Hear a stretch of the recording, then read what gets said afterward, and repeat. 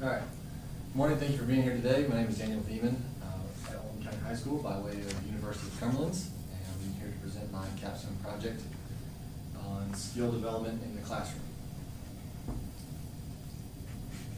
Special acknowledgements, I'd like to thank Courtney Combs, regular education teacher, also the 2015-2016 Oldham County High School Teacher of the Year, as selected by her peers. Administrative team, Joy Kinney and Rich Gravis, for their support through this process, and the math department for their help in the data collection and analysis, and also the installation of Grade Camp made data collection a lot easier. Introduction on Oldham County High School. We were able to meet our AMO goal and the eligible goal of 76.2%. Our score was 76.5%. Some of the numbers we looked at were the novice, apprentice, proficient, and distinguished performance numbers. Math was the lowest score at 60.8%. And then the gap numbers, math was also, again, relatively low at 22.3%.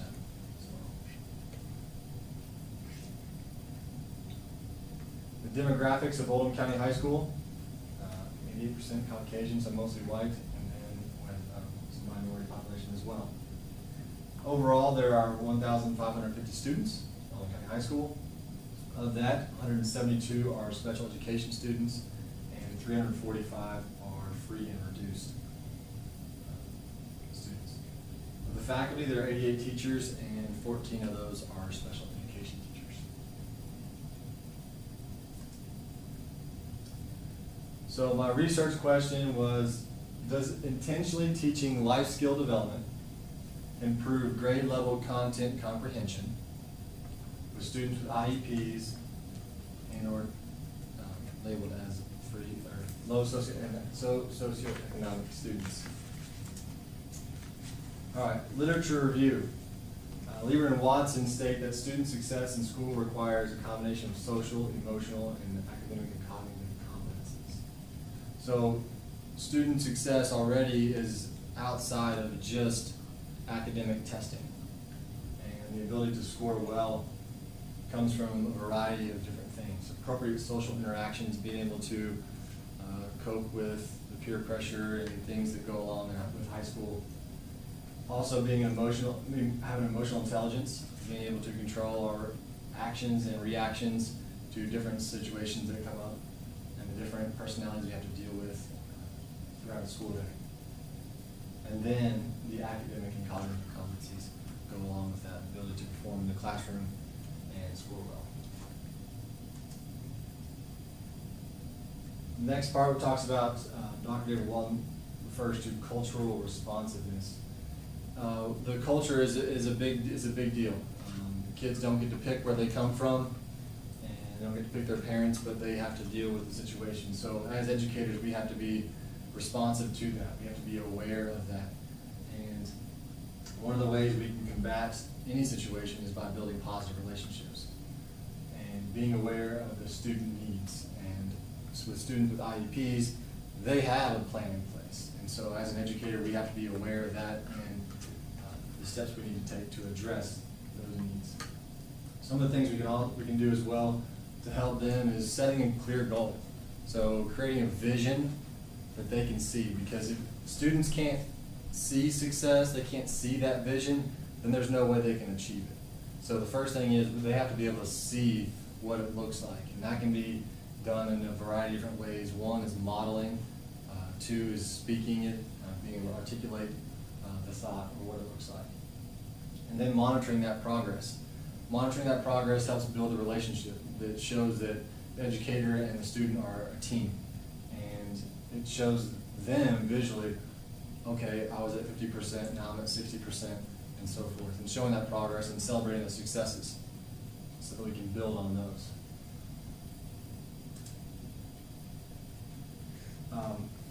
The next thing is emotional control. Dr. Walton talks about this.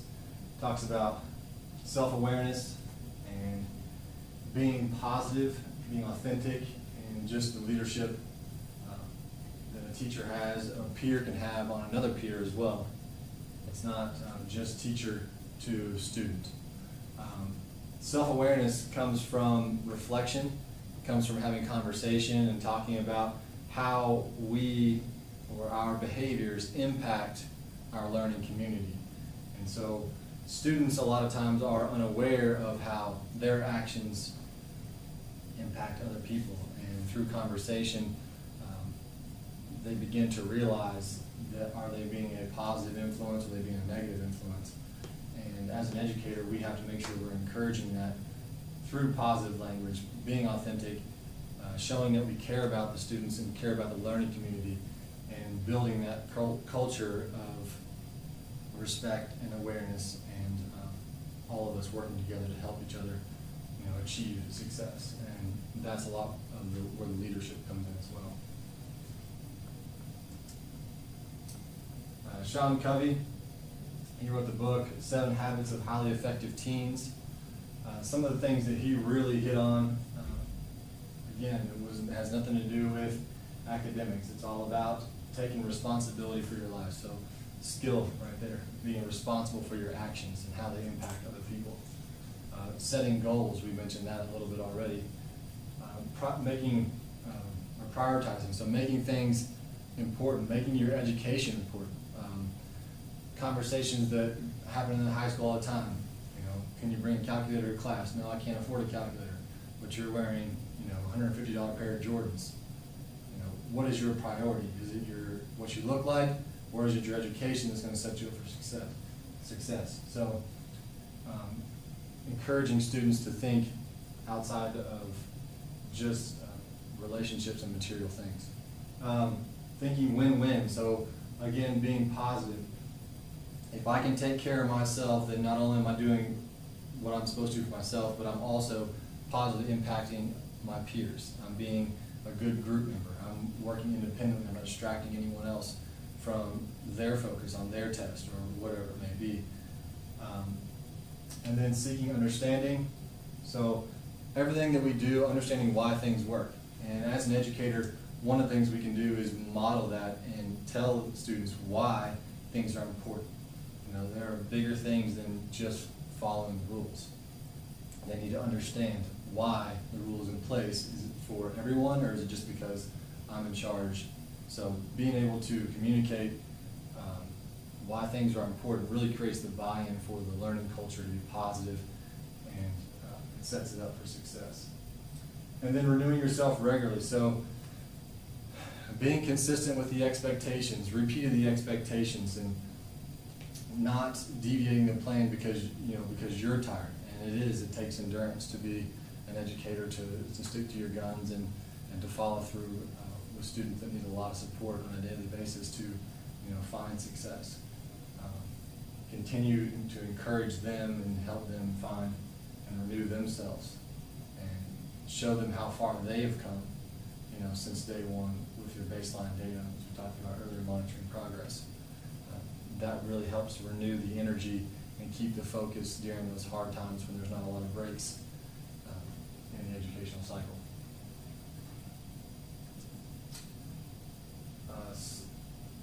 Some of the impacts on academics, on non-cognitive skills, they are a great predictor of high school and college completion. So again, things that are not academic focused, things that it takes to self-manage, having good character, good decision-making, are great predictors of high school and college completion. They are also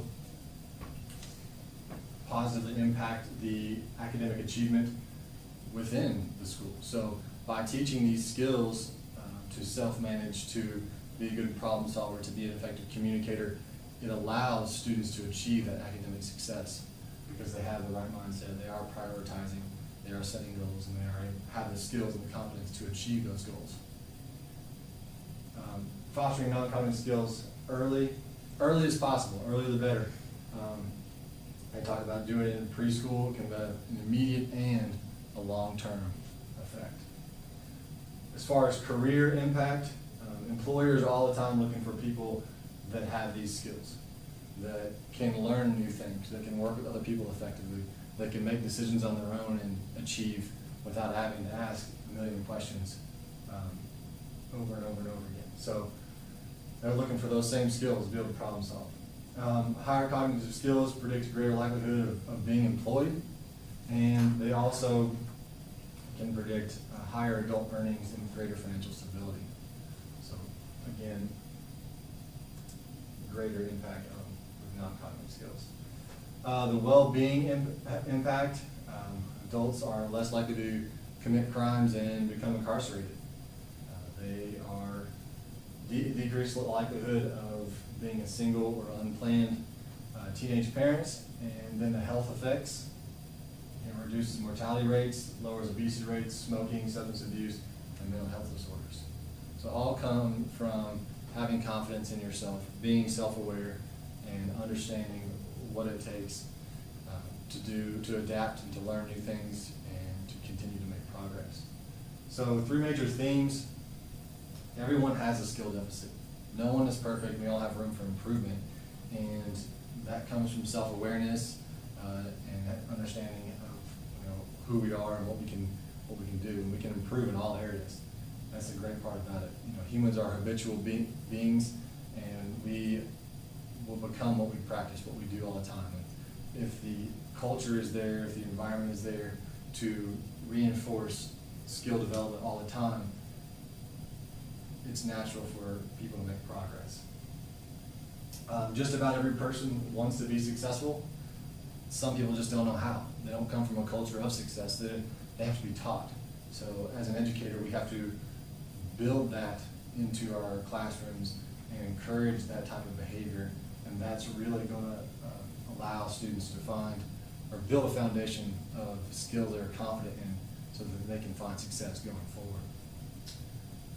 Visible self-improvement builds that confidence. So showing them the progress that they've made, or allowing them to reflect, or seeing a test score, or seeing whatever it may be, allows them to build that confidence in themselves. And then once they see how it works, then the buy-in is there. Then they understand, okay, if I really put a ton of effort into daily self-improvement, who knows how good I can be? And that's the exciting part. Methods and procedures. Data was pulled from the school report card.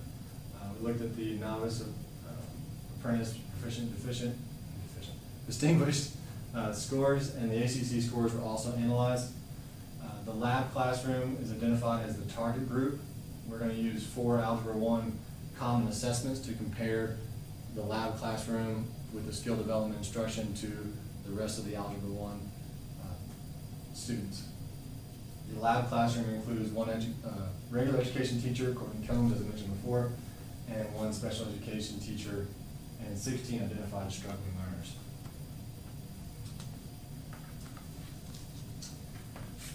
Data source number 1, the first common assessment.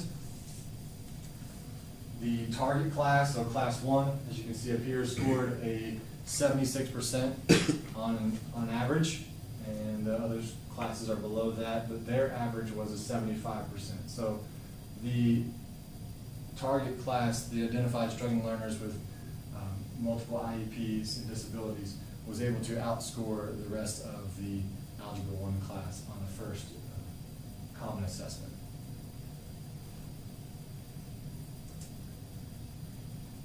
The second common assessment, the target class score was 60%, and the average for the rest of the class was 67%. So that created a gap score of -7%.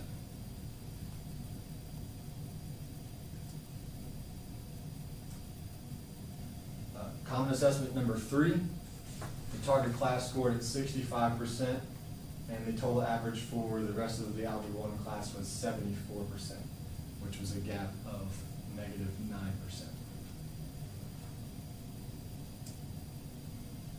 Common assessment number 4, the target class scored an average of 79%, and the total average for the rest of the class was 81.5%, so a gap of -2.5%.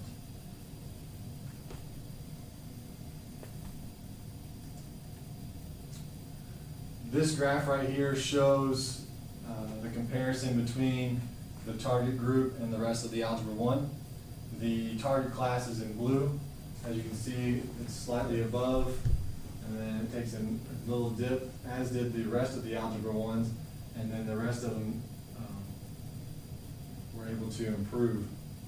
But as you can see, the gap closed significantly on that fourth test. This graph right here shows the target class again in blue. Ms. Combs had 2 classes. The other class did not receive the skill instruction, and they're in orange. So their class was, for 3 of the tests, significantly below. Daniel, was that class number 2? The orange line? Yes. Yes.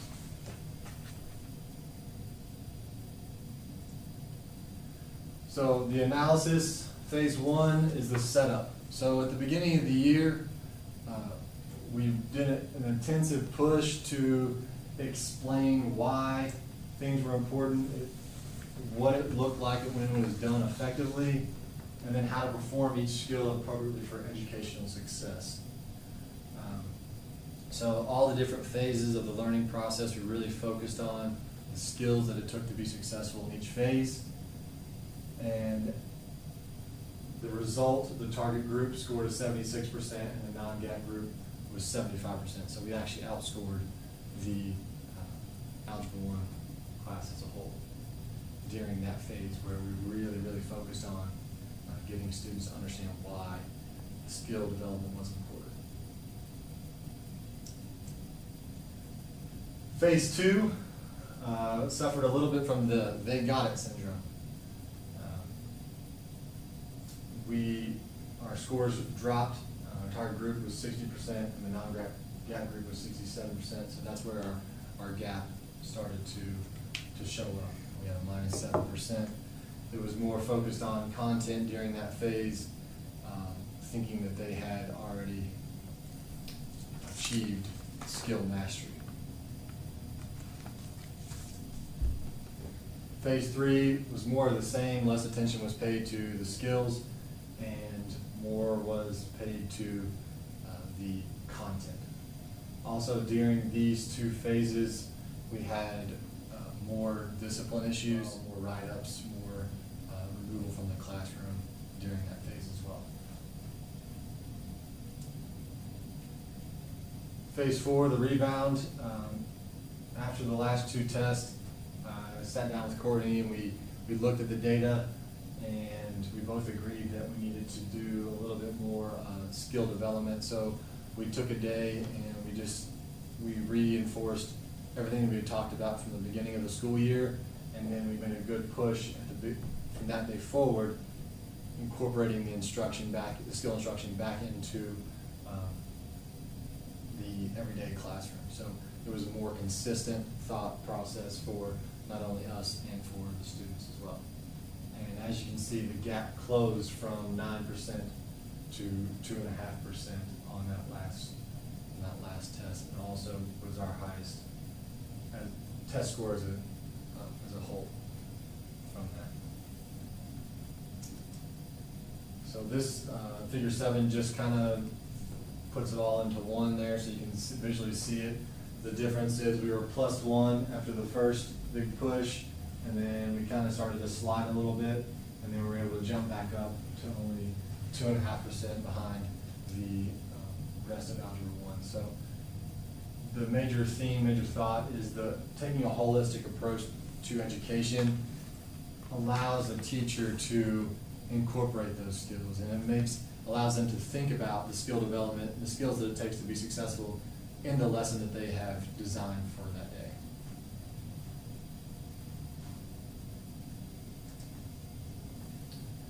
The 4 different phases of instruction that we really try to focus on, the skills that it takes to be successful, the ability to transition from unstructured time in the hallway to the structure of class and what that looks like. So being able to kind of compartmentalize, we all have issues that we're dealing with, whether they're in the hallway or whether they're at home, and being able to say, you know what, once I come in the classroom, this is a safe place, we're in this together, and all I have to do is focus on my skill development today, and being able to transition effectively from that unstructured time to the structured time. Knowledge acquisition, the first phase of the learning process, being able to acquire information, whether it's the teacher standing up and talking, whether it's you're taking a Kindle Fire and you're researching a topic or researching notes, or you're at home and you're listening to the flipped classroom instruction style, whatever it is, different ways to acquire knowledge and the skills that it takes to do that. Working cooperatively is the second one, so in groups, being able to communicate effectively, being able to ask the right questions, being a leader if it's your time to be a leader, being a good role player if it's your time to be a role player, all the different roles that it takes for group dynamics to work successfully. We discussed those. And then independent precision, so going from group work to the first time you're working by yourself on a topic to being assessed on that topic. What are the skills that it takes, and how do we ask questions along the way, and how are we honest with ourselves and reflective with ourselves, and reflective learning, and being self-aware of, okay, these are the things that I'm still struggling with, these are the questions I need to ask, and how to develop my mindset for the independent precision phase. This research project has benefited Oldham County High School and its students in a number of ways, including the last 2 Teachers of the Year. Actions and next steps. A shift in focus needs to occur in education, making skill development a priority. Our focus was with struggling learners, but as the literature and data showed, everyone has skill deficits, so addressing the skills, whatever they may be for any person in any level, whether they're gifted and talented all the way down to special education, can benefit students in school, outside of school, and then once they leave here, college and career ready for the rest of their life. Teacher preparation programs must start to incorporate this mindset into new teachers, talking about the philosophy of skill development and why it's important. Professional development must be used effectively to help current teachers. Resources and supports must be provided to administrators to help with accountability of the teachers. Professional learning communities can be used as support structures for ongoing teacher training. As educators, we cannot continue to neglect the skill deficits of our students.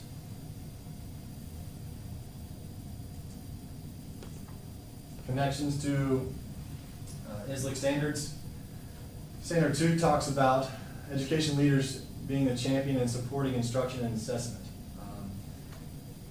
As a leader, in the classroom, and then wanting to transition into as a principal,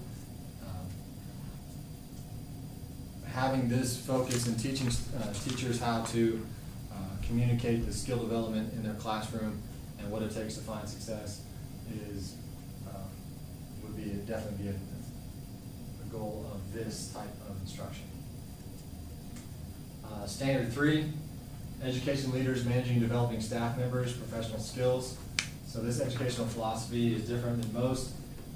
As a leader, I have to educate them on the importance of developing our student skills and how it translates to academic success and lifelong success. Standard 4, education leaders cultivating a caring and inclusive school community. That's what this is all about. It's about we're in this together, and we all have our strengths and weaknesses, and we all have to work together and communicate effectively to build this type of community within each little classroom, but then as the school as a whole. What is our mission? Why are we here? Being able to articulate that to the teachers, and the teachers to the students, and then the students to the students, and everyone holding each other accountable to work for a greater good. The technology standards. Educational leaders ensure that curriculum design, instructional strategies, and learning environments integrate appropriate technologies. In our classroom, we had the opportunity to have the Kindle Fires. We use those quite a bit for students to research and make real-life connections between skills and also content. One of the cool things that we did was with the quadratics and we had them research different sports, like, so for baseball, on average, so we did a formula, and they had to find it and research it and see which sport it matched. It was pretty neat, little activity that Courtney designed. We also used GradeCam to collect, sort, analyze the data, allowed us to improve our educational strategies, as we talked about, being able to see the trend, how it was kind of going down, and then we were able to rebound once we realized that we weren't focusing as much on skill development as we needed to be for our students. So in conclusion, according to the literature, student success in school requires a combination of social, emotional, and academic and cognitive competencies. Non-cognitive competencies are important predictors for future outcomes and need to be addressed. According to the data, skill development is the key to closing the gap. Skill development also reduces discipline issues and provides students with non-cognitive skills confidence in their abilities to achieve future success. A major shift in the mindset of teachers must occur in order for all students to achieve educational success and be prepared for all future endeavors. And these are my references. Are there any questions?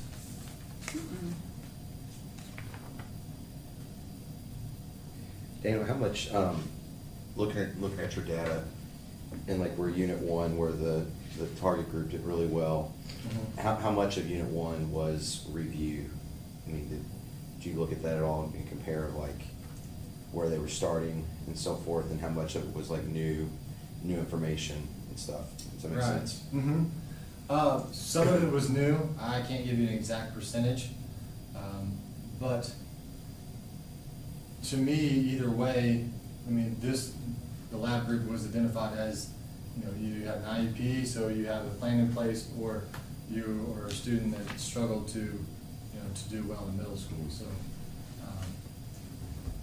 for whatever reason. I just wonder how much that helped explain the lack of a gap, and then as new material came in, that gap started widening, and then it started to shrink after that. I mean, I definitely think it probably had some impact to it, but I think a lot of it had to do with we were more focused on getting them from chaos to compliance to engagement Right. At the beginning of the school year, and then kind of settling in. And I think too, obviously, showing the gap reducing by phase 4, but the fact that you saw the difference, I think the most powerful slide was the difference comparing class 1 with class 2, the two lab classes of the difference with one receiving the instruction compared to the one that wasn't. That's pretty powerful. Thank you. Anything else? The only thing I was going to tell you, because is this going to be the springboard for your dissertation? Do you feel like? I would like for it to be, yes. Just going through there, like when you are, and I'm asking you this because I feel like I know, but I'm not sure. Is 7 Habits of Highly Effective Teens, like, is that a data driven? I mean, is that a research based book? I think so. I don't know that for. I mean, I would just check that out in the midst of citing references and whatnot in it, because the only thing that I'm saying to you is if you're going to use that and that's going to be a springboard thing, you've got to make sure that that's like a research-based text. It doesn't affect like the score on this. I'm just thinking like ahead, because when I'm thinking back in my doctoral classes, what they were forcing us to do was to read things and get a hold of things that were all research-based. So if there's not research behind that, they're going to yank that. They're going to ding you on that, and that's going to send you back to rewrite in the midst of just the development of your question and your lit review before you ever start writing and doing your research. So it's just something to think about. I love that book. I mean, believe me, I was an instructor. I paid and became an instructor for that. But I don't know. I would flip it back to the back and find out how much research is in the midst of that, and then cite that in the midst of this in there. You know what I'm saying? Like just keep citing, because there's one slide in there where you talk about Dr. So-and-so, and you just need to make the statement, and then the end in parentheses, is it Walton? Yes. I think I wrote it down. Walton, 2014, and then just let it go. Because you're just making the statement and creating like a, you're just citing thing. You don't need to state his name. You just need to cite the reference of where you're getting that information. But I thought you did a great job. Absolutely.